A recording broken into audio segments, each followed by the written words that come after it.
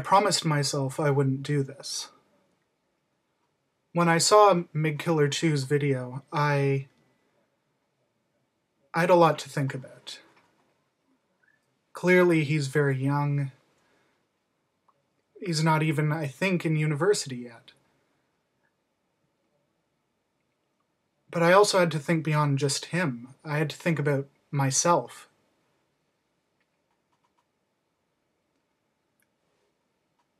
What would it mean for me to have to make a response to this? While many people on YouTube have been very nice about how, and made a lot of comments about my ability to stay patient and address people's arguments in a well-reasoned, polite manner, that's normally because religious people don't actually always make me very angry. Even creationists don't always make me, angry. What really gets me angry is dualists. I don't know what it is, but they just can't fucking seem to get very simple things. So it begins. It's perfectly fair to preface this video by stating that this most recent video by Das American Atheist was the dumbest video by Das American Atheist I've ever had the displeasure of watching. Yeah, that's fair. That is fair. That is very fair. You introduce your opponent's arguments by first trashing them and not even really explaining why.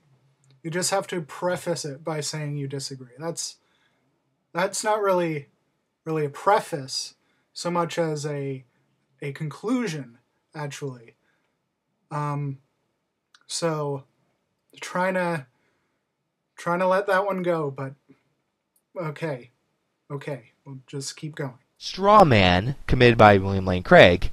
This is at least a once popular argument, and this argument has been presented, and it's harebrained for the simple reason that objects and people are not identical to their atoms. If I removed a part or any particle from you, Das American Atheist, you'd still be Das American Atheist. If I removed a particle from your body would still be the body of Das American Atheist. So, still trying to keep a sense of humor about this one. Really, really trying. You say that things are not identical to the particles that make them up.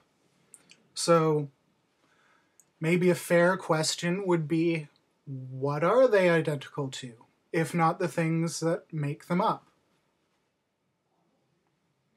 Your move. Because, if we took away every piece of Das American Atheist, then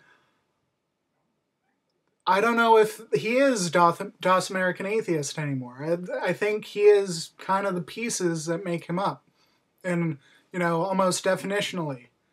Maybe if I didn't take one little piece, but maybe if I took half, which half is Das American Atheist now? If I took 1,000,000 pieces off of just I'm sorry, James, but I don't mean to suggest we're going to cut you into pieces or anything, but it's kind of a question. Is there something extra, a little, I think you're a dualist. I think you're a dualist.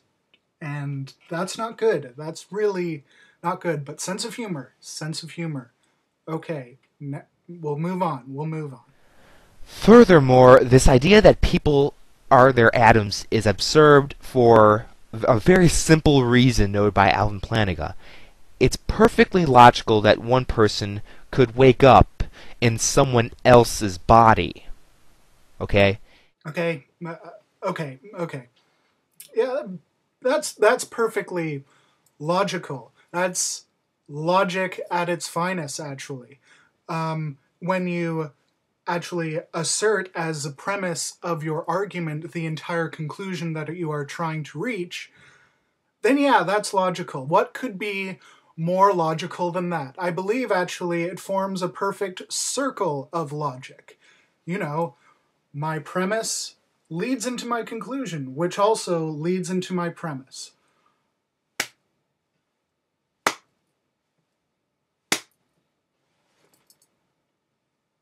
Having trouble with the sense of humor, as you can see. Let's move on. It's perfectly reasonable to wake up without a body. I'm going to let you listen to that one again. It's perfectly reasonable to wake up without a body. And again. Perfectly reasonable to wake up without a body. It's perfectly reasonable to wake up one day and just be a floating mass of ether, apparently. There's nothing wrong with that. It's reasonable. It happened to me just today, actually. Don't know how often it happens to you that you just wake up and, well, I don't have a body anymore. I don't know how I could have been sleeping then, or how could have been said to have been sleeping without a body. What was resting? What happened while I was sleeping too, by the way? Like, have body thieves of bodies, just roaming around, grabbing bodies and leaving your personhood stuff still in your bed? Like, just having some trouble. Just having a little bit of trouble with the whole how this makes any fucking sense at all part of your argument. Because it's pretty clear to me right now that it makes no fucking sense. Just thought I'd throw that out there. Okay, just tossing it your way, so you can deal with that as you see fit. Now, by Leibniz's law of the indiscernibility of identicals, since a person could exist without his body, a person is therefore not his body. You hear that, James? You broke the law. It was Leibniz's law. You can't break the law. What the fuck, James?